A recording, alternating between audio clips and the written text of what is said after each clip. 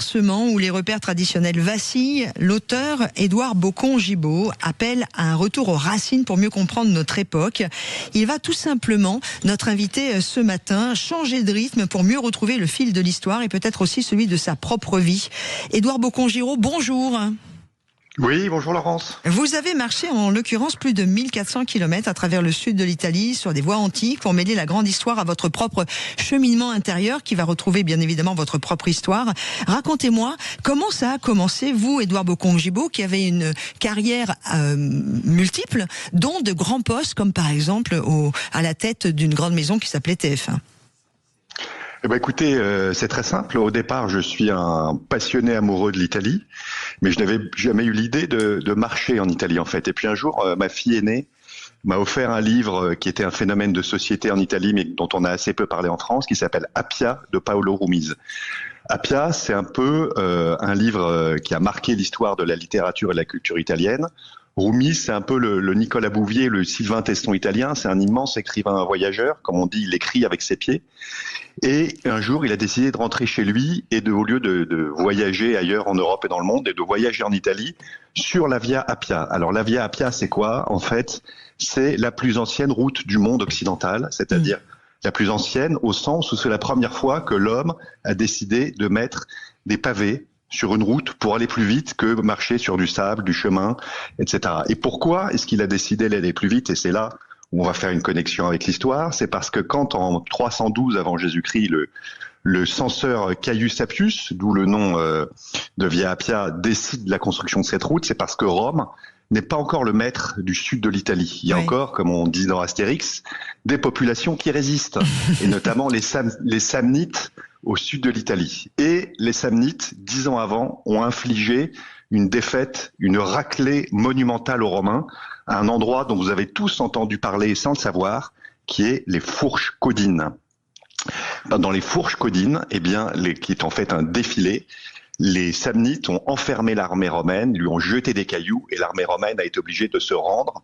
Et non seulement elle s'est rendue, mais les chefs de l'armée romaine ont été passés sous le joug, comme les bœufs passaient sous le joug pour tirer la charrue à l'époque. Et donc c'est une humiliation immense qu'a connue l'armée romaine. Et donc 10 ans après, le censeur veut construire une route pour emmener plus vite les légionnaires au sud de l'Italie pour les mater enfin, ces Samnites. Ouais.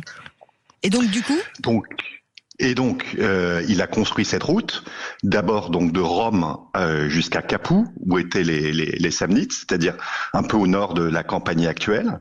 Et cette route a été construite d'une manière assez exceptionnelle, c'est-à-dire que c'est une route toute droite, au sens où elle ne passe pas par des villes, elle doit aller le plus vite possible d'un point A à un point B, et les Romains ont construit des bornes milliaires, enfin des refuges pour les chevaux tous les 10 000 et tous les 20 000 des endroits pour héberger les personnes sur la route. D'accord, ok. Et donc aujourd'hui, vous avez encore des traces très importantes de cette Via Appia. D'abord, les 20 premiers kilomètres juste à la sortie de Rome. C'est un parc naturel à la sortie de Rome. Et pour ceux qui n'auraient pas envie de marcher 700 km jusqu'à Brindisi comme moi, j'encourage à faire les 15 premiers à la sortie de Rome. D'autant plus qu'au bout des 15 km, on arrive à une petite gare et le train vous ramène directement dans Rome. Donc il n'y a pas d'aller-retour à faire. Et on est au milieu d'un parc naturel régional avec des vieilles tombes, dans une ambiance antique à la fois antique et romantique extraordinaire. Et puis après, pour les courageux, on continue bien au-delà. Et en fait, jusqu'à Brindisi. Et je vais vous expliquer pourquoi. Oui, juste Édouard Bocon, parce que vous savez que j'adorerais qu'on puisse parler pendant des heures et des heures de votre aventure, parce que ce qui m'intéresse aussi, c'est la vôtre après. Mais juste pour cette route-là, vous me disiez lorsqu'on a préparé notre émission qu'elle est enfin reconnue patrimoine. Oui, alors en fait, ce qui s'est passé, c'est que le livre de Rumise a été un véritable choc dans toute l'Italie, parce que quand il écrit son livre en 2016, il raconte que la Via Appia Antica était quasiment intacte jusqu'en 1860, c'est-à-dire au moment de l'unité italienne, et qu'en fait, elle a été massacrée entre 1860 et le début des années 2010. C'est absolument incroyable de le savoir, mais elle a survécu 23 siècles. et la folie humaine du développement industriel l'a massacrée, c'est-à-dire massacrée au sens où elle a été privatisée, elle a été retirée, les gens se sont servis des pierres pour construire des maisons, on a fait des parkings, et puis le plus fort de plus fort, c'est qu'il y a même un McDo qui est construit au-dessus de la Via Appia. Wow. J'ai pu le constater, c'est pour vous donner un peu une idée de la manière dont on a maltraité cette route antique. Alors vous, voilà, c'est un peu tout ce que je raconte dans mes récits que le site d'info que j'ai monté sans doute pour info avec mon frère publie et a publié cet été comme série de l'été. Tout à fait, que j'ai pris beaucoup de plaisir à lire. Voilà. Donc sur sansdoute.info, vous trouverez mes récits à la fois sur la Via Appia Antica, sur la Via Popilia et sur le chemin normand en Sicile. Alors, on va parler évidemment de ces chemins, mais à travers vous, si vous le voulez bien, Édouard Bocon-Gibaud, puisque on a aussi évidemment nos auditeurs qui peuvent participer et venir, parce que le sujet, c'est aussi comment j'arrive à décrocher, à me déconnecter. Bien vous, sûr. Évidemment, c'est aussi ce que vous avez fait avec votre propre cheminement. Et puis, nous avons beaucoup de gens qui vont arriver, donc on va donner la place aussi un peu aux auditeurs, mais je voudrais vraiment que vous m'expliquiez, vous, puisque nous sommes sur Sud Radio vous écoute, votre témoignage à vous, au-delà du côté très historique qui est passionnant. M'en voulez pas si j'accélère un peu le rythme, j'en suis désolée. Pas du tout. Ce que vous êtes allé chercher en allant marcher aussi longtemps, parce que vous êtes parti plusieurs semaines sur ces différentes routes d'Italie. Alors d'abord, je crois fondamentalement les racines de l'histoire. Je crois que c'est essentiel de comprendre qu'à portée de main, on peut faire un voyage extraordinairement exotique à 4 km/h et de retrouver tout ce qui fait un peu notre civilisation, l'endroit d'où on vient. Moi, je fais partie des gens qui sont persuadés que la Méditerranée est un peu le berceau de notre civilisation, que ce soit la Grèce, Rome, Carthage, la Sicile, et que donc on vient un peu tous de là, qu'on le veuille ou non, et que on peut trouver les origines de nos racines très facilement. Je vais vous donner un exemple que tout le monde comprend, même ceux qui n'ont pas fait beaucoup de latin à l'école. Eh bien, au bord du chemin de la Via Appia, il y a la tombe de Cicéron. Tout le monde a entendu parler de Cicéron, et tout d'un coup, vous tombez sur la tombe de Cicéron, et ça, c'est incroyable. Autre histoire, tout le monde connaît les 12 travaux d'Hercule, tout le monde connaît les enfers. Eh bien, sur la Via Appia, on trouve l'endroit où Virgile a décidé qu'elle était là la porte des enfers avec Cerbère qui attendait. Waouh. Voilà, donc c'est des endroits absolument incroyables. Tout d'un coup, vous touchez du doigt la légende. Et ça, c'est quand même extraordinaire. Et vous, ça vous a énormément touché. Alors, je vais accueillir Pierre, comme je vous le disais, Édouard, vous qui êtes notre invité avec ce témoignage de vie. On reviendra dessus, vous inquiétez pas. Édouard Bocon-Gibaud qui est avec nous aujourd'hui. Pierre, bonjour. Bonjour Laurence, bonjour Édouard. Oh, quelle jolie voix, dites donc. Il paraît, oui. Oui, je suis très... Vous êtes où, vous, Pierre? Alors, je suis à Toulouse, c'est dans la région toulousaine, et je vis entre Toulouse et mon bateau à Leucate. Donc, c'est mes deux vies. Et ensuite, oui, marcher, j'adore marcher, mais pas sportivement, pour la promenade. Et un endroit que j'adore près de Toulouse, c'est ce qui s'appelle la Rigole. La Rigole, en fait, c'est ce qui alimente le canal du Midi, qui avait été fait par Pierre-Paul Riquet, tout au début pour alimenter le canal. Et donc, quand on va là, on monte au-dessus de Revel, ensuite le lac de Saint-Féréol, et ensuite on suit cette rigole dans les bois. Donc, elle traverse les bois. Donc, il y a une fraîcheur parce que déjà on monte en altitude. Et une autre fraîcheur parce qu'on est en pleine forêt, et la troisième fraîcheur qui vient de cette eau qui coule comme une petite rivière. Et c'est très très plat parce qu'en fait ça a été calculé pour que l'eau ruisselle ni trop vite ni trop lentement. Donc on est sur du plat pratiquement. Bon, il y a 1,50 m de dénivelé sur 100 mètres. C'est accessible à tous. On est sur du plat. Mais on peut faire ça. Il y a une quarantaine de kilomètres de marche magnifique. C'est un endroit magnifique parce qu'on est en pleine forêt. Pierre, au-delà de la beauté, est-ce que ça vous apporte quelque chose? Vous arrivez à déconnecter? Est-ce que la marche est quelque chose qui... Ah oui, mais alors quand je vais là, je me ressource parce que je suis en pleine nature.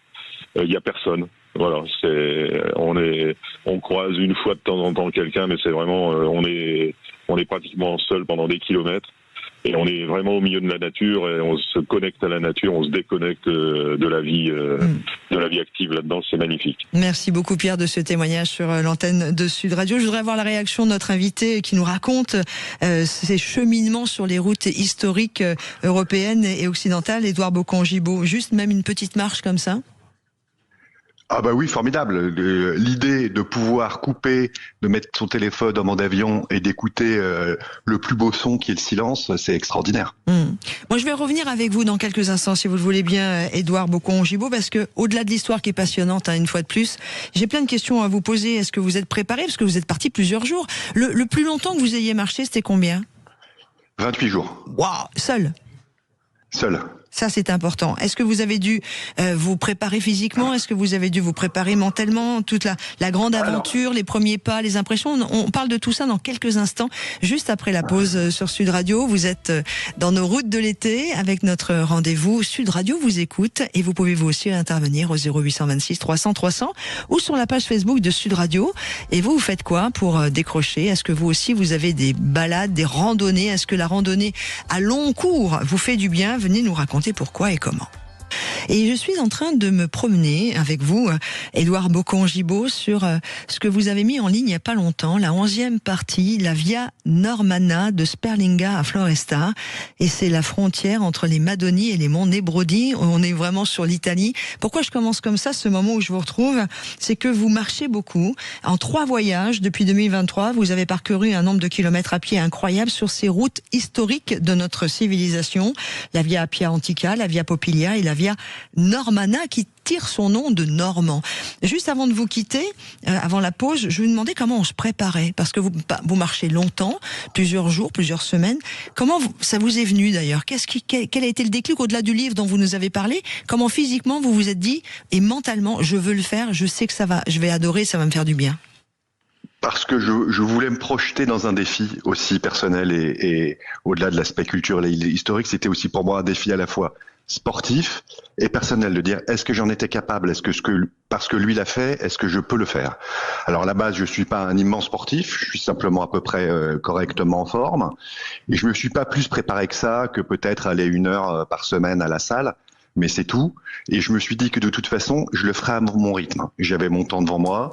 La Via Appia Antica, c'est pas ultra sportif. Il y a une petite semaine un peu rock'n'roll, mais en dehors de ça, sur les 4 semaines, c'est pas très très sportif, à la différence de la Via Popilia et surtout du chemin normand dont on va parler tout à l'heure. Et donc, je me suis testé comme ça. Et puis, une fois que vous êtes parti, vous pouvez plus vous arrêter, parce qu'en fait, il y a à la fois une dimension psychologique, une dimension intellectuelle et une dimension purement physiologique, c'est que vous sécrétez la dopamine. Et quand je suis arrivé à Brindisi, en fait, j'aurais pu continuer jusqu'au fin fond de l'Afrique, en réalité. Voilà, une fois que vous êtes parti, vous ne pouvez pas vous arrêter, en réalité. Et puis, en fait, moi, j'ai eu la chance de faire une partie de Compostelle et on m'avait toujours prévenu, tu verras, les 5 premiers jours sont physiquement les plus compliqués. À partir du 6e jour, ton corps a compris et il t'emmènera au bout du monde. C'est exactement ça. Alors maintenant, au bout du 2e jour, moi, je sens plus mon sac. Ah oui, mais vous êtes plus entraîné que moi. donc voilà. Et puis sachant quand même, pour nos éditeurs, la technique a fait beaucoup de progrès, et sur les chaussures, et sur les sacs à dos. Et ça qui est vraiment, aujourd'hui, épouse formidablement le votre dos. Ils sont réglables au plus près. Et puis, dernier élément, alors pour le détail, ne jamais partir sans bâton. C'est quand même essentiel pour donner les bâtons de marche, à la fois parce qu'on ne sait jamais ce à quoi on va affronter, et surtout pour donner le rythme de la marche, qui est essentiel pour s'écouter, en fait. Je voudrais qu'on revienne sur ce que vous nous l'avez expliqué, c'est aussi une façon de vous retrouver, et vous m'avez dit, on a bien compris que c'était avec ce livre de Paolo Rumiz, Appia, qui a déclenché chez vous l'envie d'aller sur cette route-là ou sur ces routes historiques.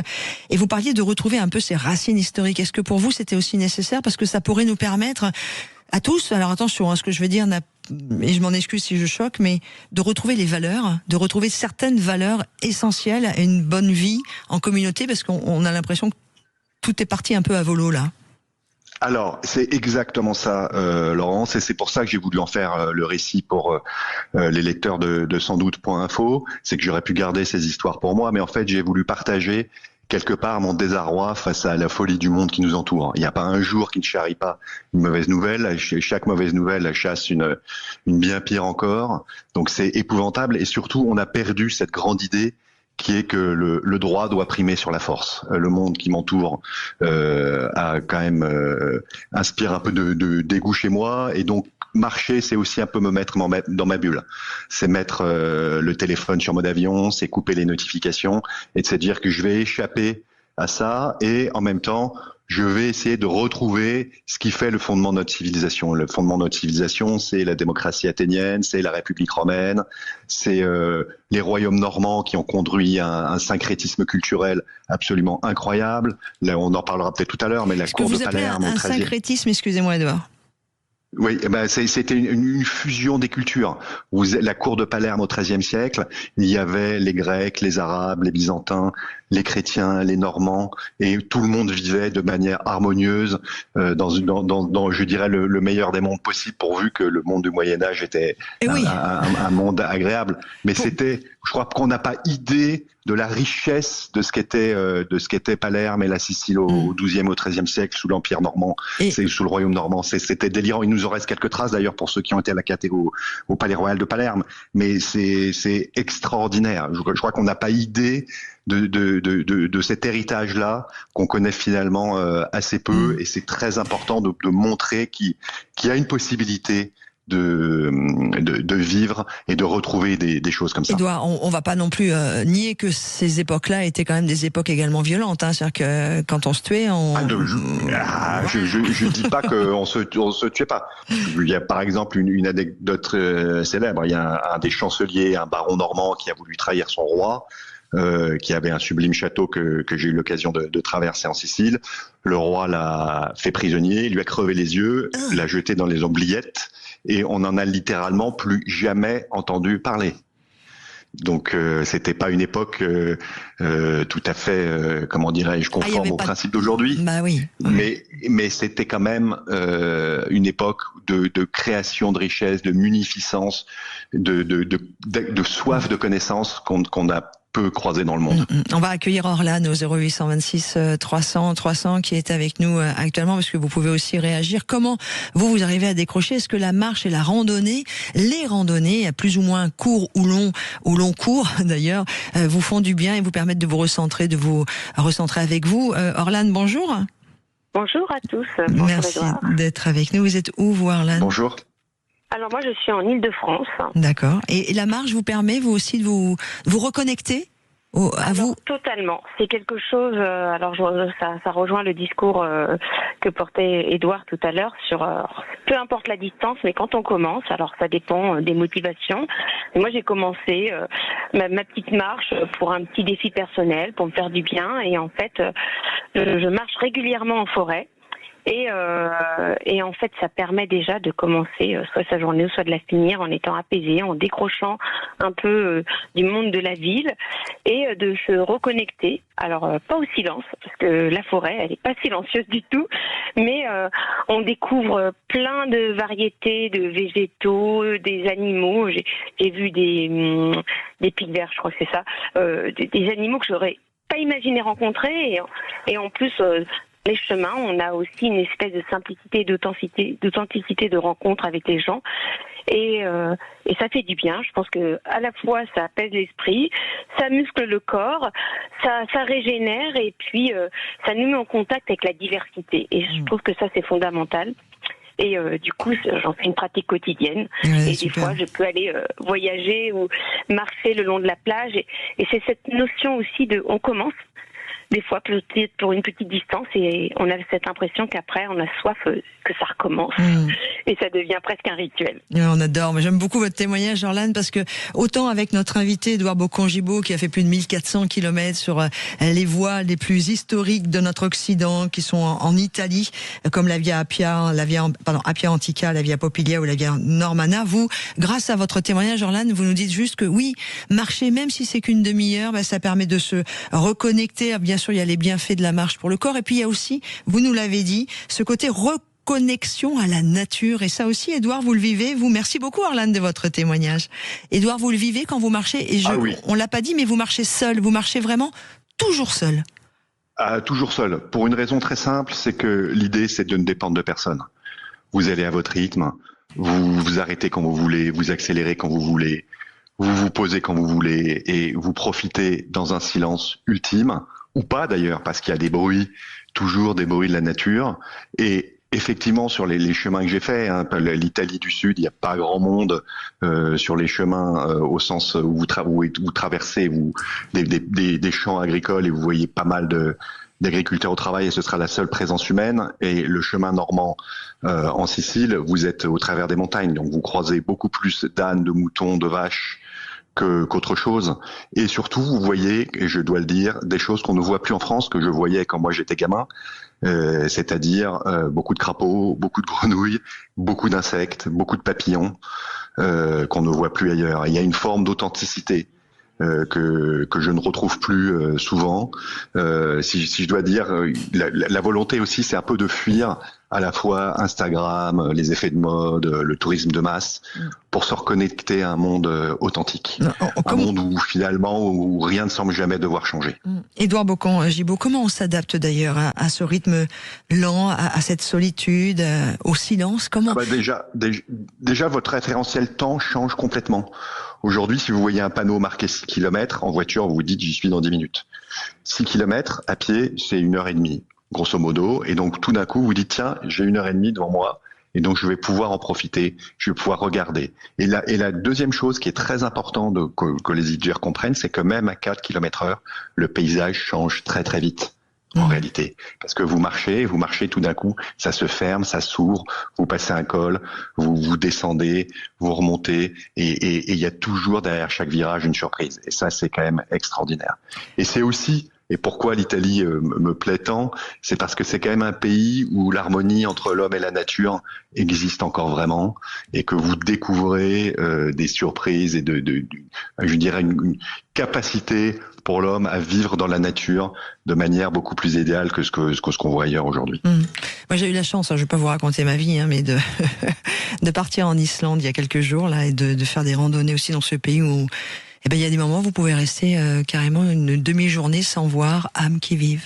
C'est quelque chose d'étonnant. C'est étonnant.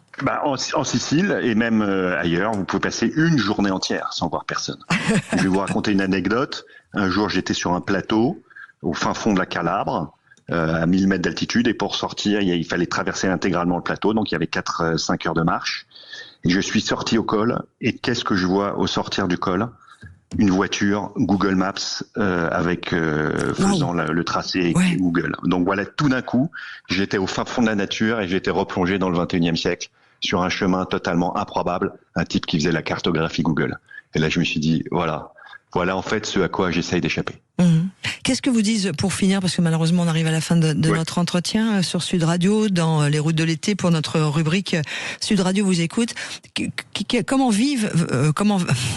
comment votre entourage vit vos moments de l'année où vous partez comme ça plusieurs jours, plusieurs semaines seuls? Ils m'encouragent, je crois qu'ils comprennent parfaitement la démarche. Et puis je fais un petit compte rendu sur un groupe WhatsApp familial tous les soirs des trésors que j'ai découverts, et c'est assez interactif. Je fais un FaceTime avec mes petites filles. Voilà, et c'est toujours un moment où chacun comprend ce que je vis et pourquoi je le fais, et est content, et c'est ce plaisir-là que je voulais faire partager aux lecteurs de Sandoute.info, parce que franchement, il y a quelque chose d'universel. C'est qu'au-delà de ma démarche purement personnelle que vous avez eu la gentillesse de mettre en avant, Laurence, c'est vraiment universel ce que je vois. Ça doit parler à tout le monde en réalité. Oui, donc c'est ça, et c'est ça qui est essentiel de comprendre, c'est que on n'est pas condamné au transhumanisme de la folie des géants du numérique. On n'est pas condamné à ça, c'est pas vrai. Je dis pas qu'il faut remonter sur notre colonne comme les stylites au VIe siècle. Je dis simplement qu'il y a un monde authentique qui existe encore, un monde où on peut se ressourcer, et pas oublier que franchement, on doit être modeste dans nos existences face à la puissance de la nature, de la culture et de la civilisation.